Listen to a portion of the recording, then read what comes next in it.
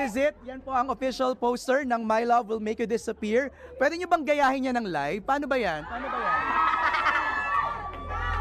Sample daw, sample. Manood po kayo ng My Love Will Make You Disappear March 26. Halika nga dito. Pao, please invite everybody. Yes, lahat po ng nanonood, sana po mapanood niyo ang My Love Will Make You Disappear.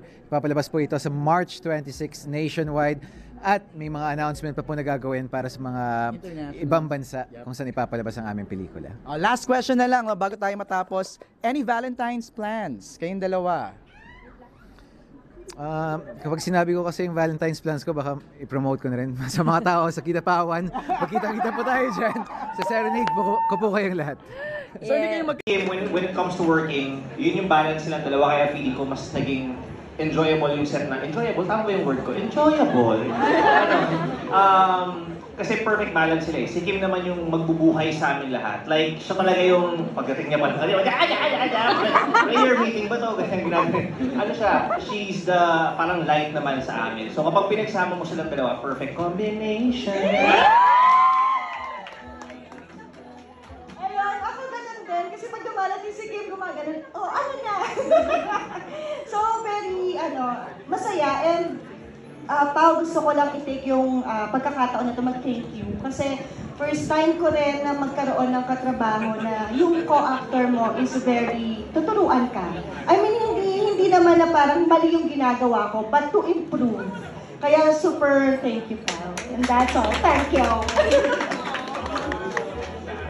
Sa akin naman, agree ako sa namin ni Benj na si Pao talaga, leader siya. And in some way, lalo na pag malaki eksena, siya yung muna sa collaboration talaga eh. Pagdating sa mga pwedeng gawin, pwede to, siya yung leader namin dyan. And as actors, na-appreciate namin yung ganyang klase ng input. Si Kimi talaga, as is for Christian, yung the energy, I love it. Lalo kahit mga 3 a.m., 2 a.m., kasi may mga gabing eksena. Grabe, as in, parang hindi namin namamalayan yung oras eh. Kasi ang sarap talaga nung cast na to, nakatrabaho. Ako naman, agree ako sa lahat ng sinabi nila. Pero dagdag ko lang, si Kuya Pao kasi napaka parang detail-oriented niya na, Kuya Pao, okay ba yun? Parang hindi ka natuwa. Charot lang. Hindi, ganyan lang siya, chill lang siya. Pero masarap rin siyang kasama, katrabaho. Alam naming tahimik siya, pero talagang mabait. And he really wants the best lang for this movie. And si Ate Kimi naman, sobrang nabibilib ako sa kanya kasi ang bilis niya mag-switch. Like, tawa-tawa talaga siya, tapos seryoso na. Tapos mamaya iiyak na pala yung eksena. Grabe, di ba? So parang, so doon ako napabilib na, wow, ang galing ni ate. Tapos, she's really the light of the cast na parang, super love ko lang talaga si Ate Kim. Hindi, kasi sobrang bait po talaga nilang dalawa. Yan ang nagustuhan ko kay Kim sa pagiging actress niya. Very, hindi ko na kung saan pupunta, flexible. Ang galing niya mag-adjust. Yun ang sinasabi ko. Ang dali niya mag-adjust sa mga eksena kung kailangan maliit o malaki yung galaw, maging loud. Kaya-kaya niyang gawin agad yun ng isang mabilisan. At si Paolo naman, ngayon ko lang siya uli nakatrabaho. At ang napansin ko sa kanya, sa tingin ko sa future, pwede siya maging director. Bagay na bagay siya maging. Assistant director na lang din ako Pwede. PA ako PA ako.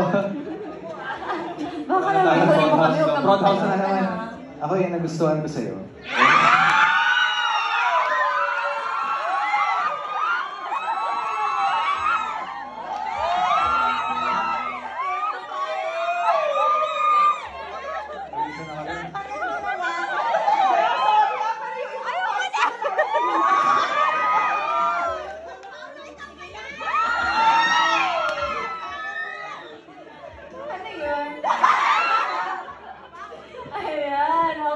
So we have actually 2 more questions from the fans here. Naging media pa talaga. Hello, good evening from Team Pao Universe. Wala na media ka sa Wednesday, no? Kuya Mix. Sorry. If kayo yung sasagot sa tanong kung susugal pa ba kayo sa love, yes or no, and why. Tapos follow-up na question is, kailan kayo huli sumugal sa love? Ano po, hindi po namin. Kailan kayo sumugal sa love?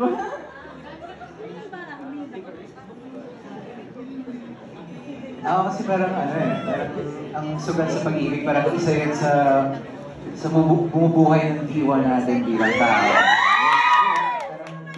Parang isa yun sa mga nagbibigay sa atin ng rason para minsan mabuhay, minsan liwanag sa buhay.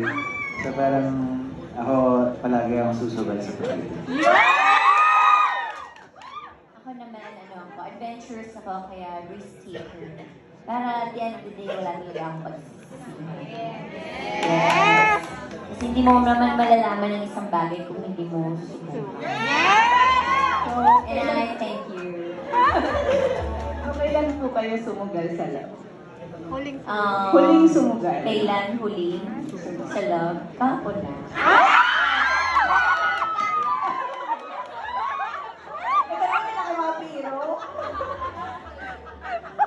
Sugal pa lang.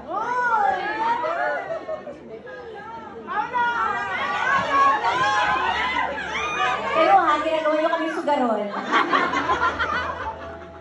Sa love.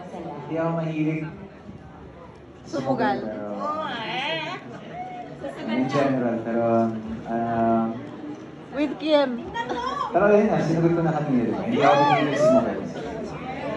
Kung kailan yung huli, hindi ko na maalala. After ng pandemic, blurry na lahat ng maaalala ko. Pero ang importante susugal.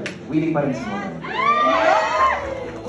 And all right. So in just about 5 minutes, we will finally have the poster reveal for My Love Will Make You Disappear.